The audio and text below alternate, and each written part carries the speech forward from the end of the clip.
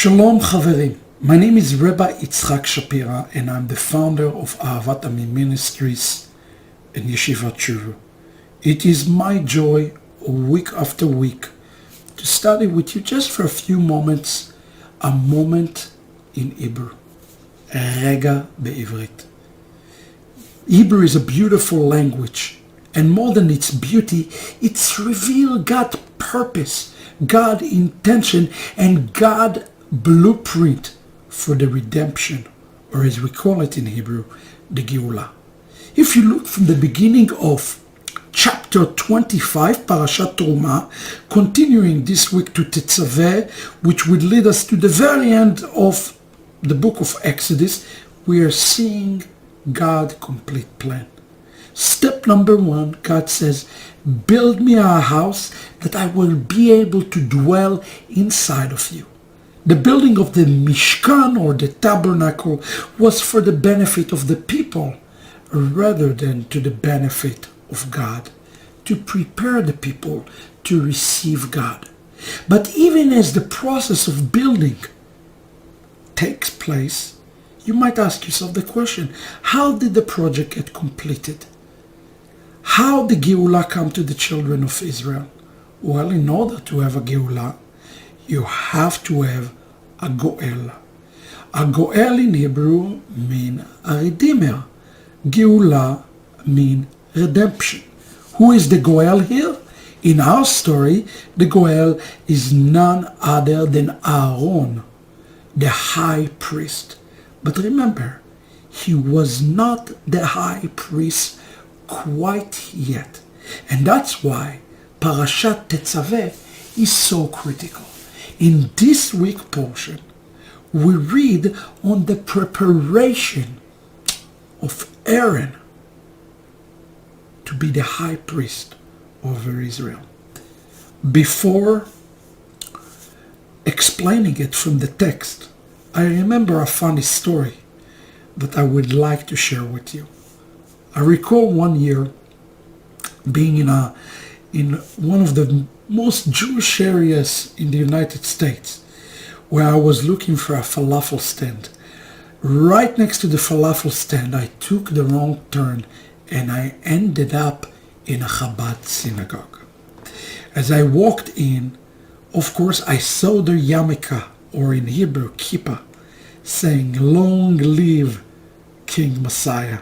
We started to have a lovely and lively dialogue about the Messiah. Finally, the rabbi turned to me and he said, when the Messiah comes, before he rule as Messiah, he's going to have to stop here in our synagogue, right next to the falafel stand, so that we will tell him, okay, we recognize you as the Messiah. Don't worry, he said, we will agree, he is the Messiah. But only then he can be the Messiah. I thought about this for a long time. What an odd thing to say. What did he mean by this strange story? The answer is found in this story portion. When we're talking about serving a heavenly capacity, those heavenly capacities has to be not just ordained from God, but accepted, recognized by the people. Think about this for a minute. Yeshua says, you will not see me until you say, Baruch haba b'shem Adonai. The people have to recognize him.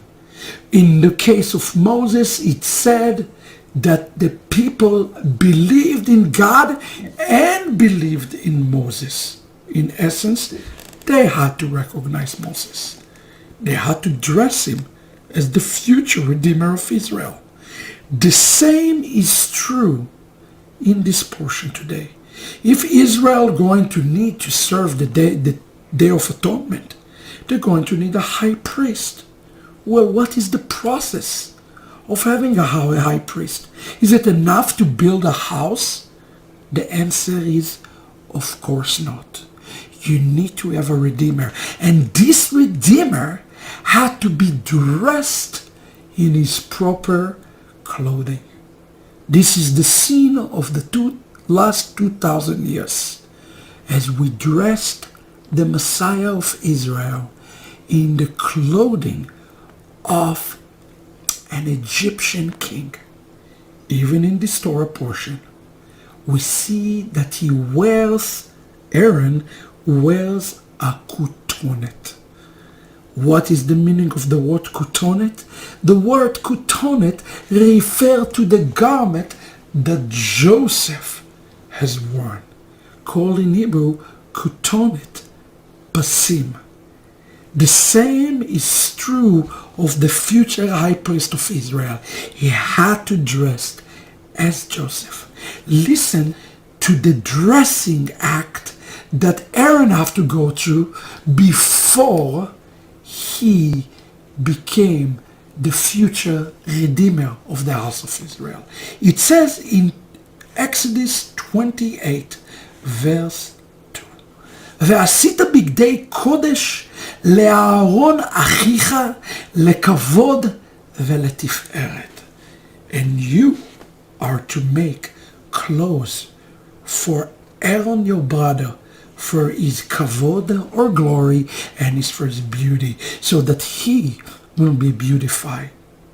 Who is the man who inaugurated Aaron as the high priest of Israel? Is it God? The answer is not. It is the people. Ve'asita is singular. It doesn't say ve'asitem, but rather ve'asita, because each and every one of us truly have an article of clothing that belong to the Messiah that we must put back on him. This is our task and this is our commission, in order for him to be able, as the Torah says, to carry the children of Israel upon his heart. So there is a reciprocal relationship. It is the people who are dressing the Messiah, while he in return covering the people. Messiah need each and every one of you as much as you need him. Notice two things. Number one, the word asita, to do. It's not to think, but rather to do. We have to dress him. Number two, the word big day kodesh. The word is kadosh, derived from the word kadosh. Who is the one who sanctified him as Kohen, anointed Kohen, Kohen Mashiach? It is us who sanctify him, lekavod, to glory and beautification. He received the kavod when we dress him. Our job today is to take people up outside of him his wrong clothing and fit upon him the clothes of the high priest of Israel. And we can do it only through the Torah and through, as we read in this portion, Ruach Chochmah, through the Spirit of God. The Spirit and the Torah will allow us to dress him again as the King of Israel. Wishing you all Shabbat Shalom. This is this week. Regah Bivrit Parashat Tetzaveh. להתראות.